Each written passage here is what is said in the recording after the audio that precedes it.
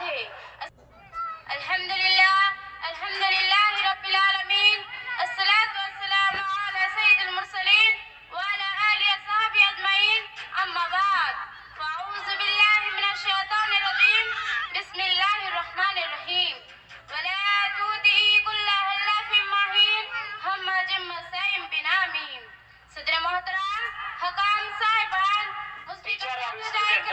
اور دور دور سے آئے ہوئے مہمانان اعزاز اور جامعہ کے طلبہ اور طالبات، آج کے اس سالانہ تقابلی پروگرام میں میری موضوع سخن ہے چغل خوری اور اس کی جلا کا طریقہ۔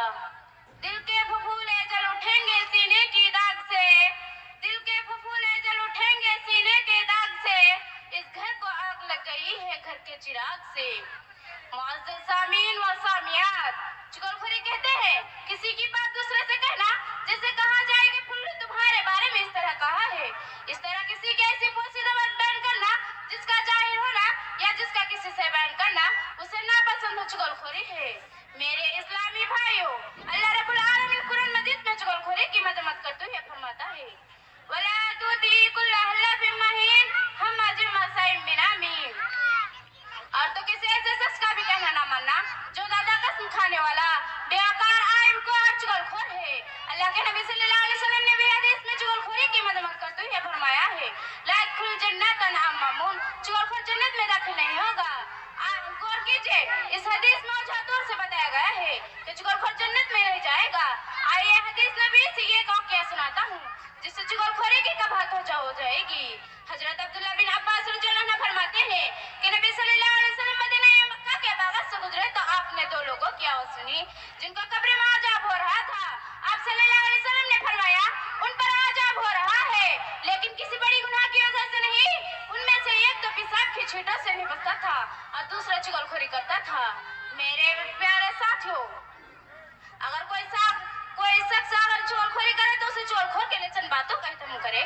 نمبر 1، چغل خور جو کہے اس کے لیے تحقیق کرے کیونکہ چغل خور فاسق ہے اور اس کے گواہ مردود ہے۔ چنانچہ اللہ رب العالمین فرماتے ہیں یا ایھا الذین آمنوا ان جاءکم فاسق بنبأ فتبینوا، اے مسلمانوں، اگر تمہیں کوئی فاسق یعنی بدعمل خبر دے تم اس کی اچھی طرح سے تحقیق کر لیا کرو۔ نمبر 2، چغل خور کو اس کی بری عادت سے روکے اور اس کی خرابی اس کے سامنے ظاہر کرے، جیسے کہ اللہ تعالیٰ کا حکم ہے وَأْمُرْ بِالْمَعْرُوفِ وَانْهَ عَنِ الْمُنکَرِ، اچھے کاموں کا حکم دو اور برے کاموں سے روکو۔ نمبر 3، چغل خور جو کہے اس کے لیے تحقیق کرے کیونکہ چغل خور فاسق ہے اور اس کے گواہ مردود ہے۔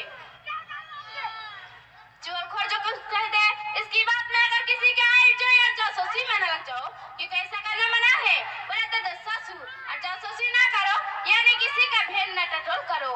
نمبر 4، اللہ کے واسطے چغل خوری سے اپنے کو محفوظ رکھے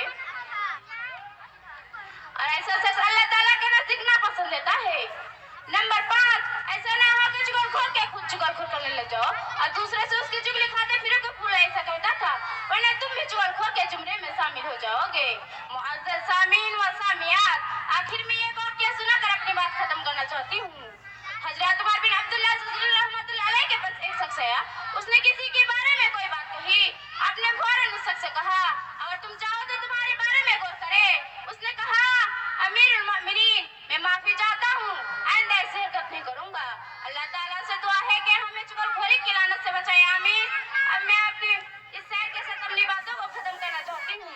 غیبت میں سب سے آگے عورتوں کی ذات ہے، غیبت میں سب سے آگے عورتوں کی ذات ہے، چغلی تو ان کے سامنے بس ڈال بھات ہے۔